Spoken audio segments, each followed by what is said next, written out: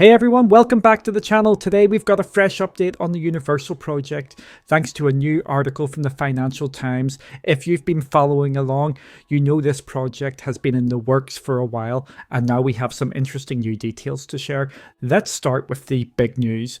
According to a recent article from the Financial Times, which we should note is based on unnamed sources, people close to the project said Comcast's decision on whether to give the scheme the green light would in part depend on talks with government officials over economic incentives to de-risk the building of the large park. Now, it's important to approach this information with a bit of skepticism.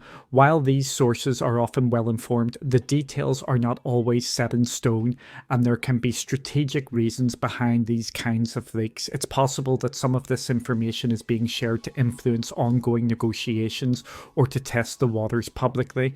That said, it's also clear that this situation is playing out in the public eye, largely due to the widespread support for the project, with local communities, businesses, and even government officials showing strong backing for the park. Universal might be using this public support as leverage in their discussions with the government. By making these negotiations more visible, they could be pushing for a favourable outcome while rallying public opinion to their side. This tactic isn't uncommon in large-scale projects where public and political support can play a crucial role in the final decision-making process. Universal is likely aware that with so many eyes on this project, the UK government will feel the pressure to come to an agreement that benefits all parties involved. So what does this mean for the project? It's clear that these talks are a pivotal moment. If the government and Universal can come to an agreement that de-risks the project sufficiently, we could see the green light for Europe's largest theme park right here in the UK. However, the outcome of these negotiations will likely determine whether the project goes ahead as planned or if Universal starts looking at other options. This development shows that Universal is serious about the project, but also strategic in ensuring it makes financial sense. It also highlights the importance of the government's role in facilitating this potential game changer for the region. Building on the information we discussed earlier, there's another key aspect to consider: the possibility that Universal might explore alternative sites if the negotiations with the UK government don't go as planned. According to the Financial Times, Universal could potentially look at other locations in Europe or even globally if they don't get the economic incentives they're seeking in the UK. This adds a new layer of complexity and urgency to the situation. Essentially, Universal is signalling that while they're very interested in bringing this project to the UK, they're not committed to it at any cost. If the financial terms aren't favourable enough to de-risk the project, they're prepared to look elsewhere. This isn't just a negotiation tactic, it's a real possibility that the UK government has to take seriously. For the UK, losing this project would be a significant blow. The proposed park is not only a massive investment, but also a potential economic engine for the region, promising thousands of jobs and substantial revenue. The idea of the project going to another country might seem like a remote possibility, but it's something that the government must consider in their negotiations. It's also worth noting that this isn't just about money.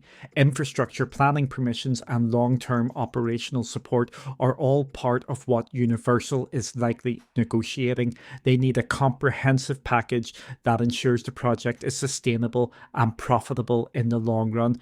However, the fact that Universal is even entertaining the idea of alternative sites might also be a strategic move to keep the pressure on the UK government.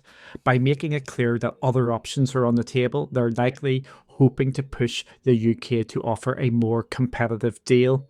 In this context, the public nature of these discussions becomes even more significant. With so much local support for the project, Universal knows that this kind of news can generate public pressure on the government to finalise a deal. The government, in turn, has to balance this with its broader economic strategy and public spending commitments. Now, let's shift our focus to the UK government's role in this project and why it's such a significant test of their economic policies. The Labour government, currently in power, has made strong commitments to attracting private investment and boosting economic growth. However, they've also emphasized the importance of maintaining fiscal responsibility, especially in the wake of recent economic challenges. This project presents a real test of those commitments. On one hand, the government needs to show that they can attract and secure large scale investments like Universal's proposed theme park. Such a project would bring considerable economic benefits, jobs, tourism, and long term revenue, all of which align with the government's stated goals of driving growth and revitalising regions like Bedford. On the other hand, the government must be cautious about the terms they agree to. Offering too many incentives or tax breaks could lead to criticisms of fiscal irresponsibility, particularly if the public perceives that the government is giving away too much to secure the project. This is where the balance becomes tricky. They need to offer enough to make the deal attractive to Universal without compromising their broader economic agenda. Moreover, the change in government has already caused some delays in the project's progress, as we discussed in a previous video.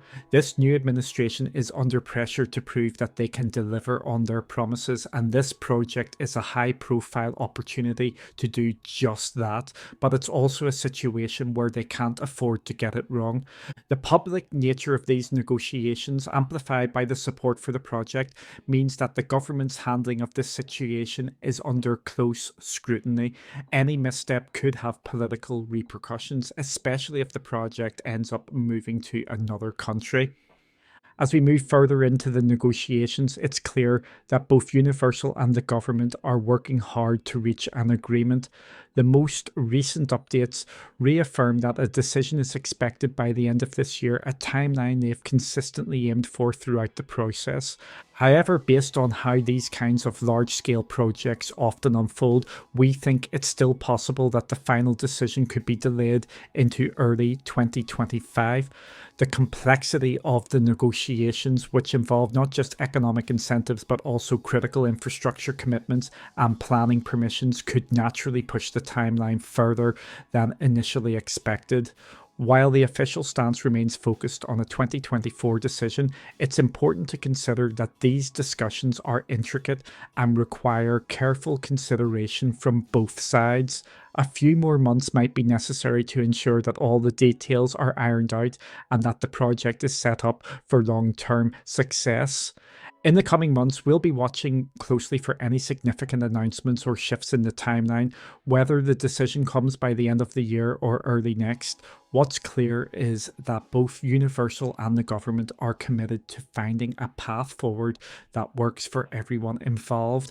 As we look at the current state of negotiations, it's becoming increasingly clear that Universal is strategically navigating this process to maximize their position. By keeping the pressure on the government, Universal is effectively using the timeline and the possibility of alternative sites as leverage. From our perspective, this approach isn't just about securing the best possible deal, it's also about speeding up a process that has already seen delays, partly due to the change in government.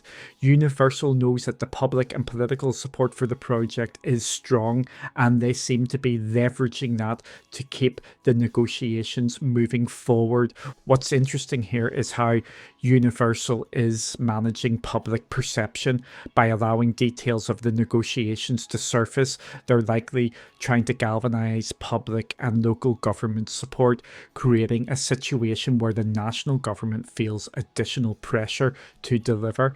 This kind of strategic communication can be very effective in complex negotiations like this, where public sentiment can influence the outcome. At the same time, we think it's important to remain cautiously optimistic. While Universal appears committed to making this project happen in the UK, they are also clearly prepared to explore other options if necessary. This is a reminder that despite the momentum, nothing is guaranteed until a final agreement is signed. Universal's strategy seems to be a calculated effort to move the project forward quickly while securing the best possible terms. They're playing a smart game by keeping the public informed and engaged, which in turn puts more pressure on the government to finalise a deal. However, as with all large projects, there are still many moving parts, and the outcome will depend on how these final negotiations play out. What's undeniable is that both sides are working hard to make this project a reality. The outcome of these negotiations will have far reaching implications, not just for Bedford and the UK, but also for Universal's presence in Europe. As always, we'll be keeping you updated with the latest developments, so be sure to stay tuned to the channel. If you haven't already, check out our previous videos for more in-depth analysis on how the change in government has impacted this project and what to expect moving forward. Thanks for watching, and we'll see you in the next video.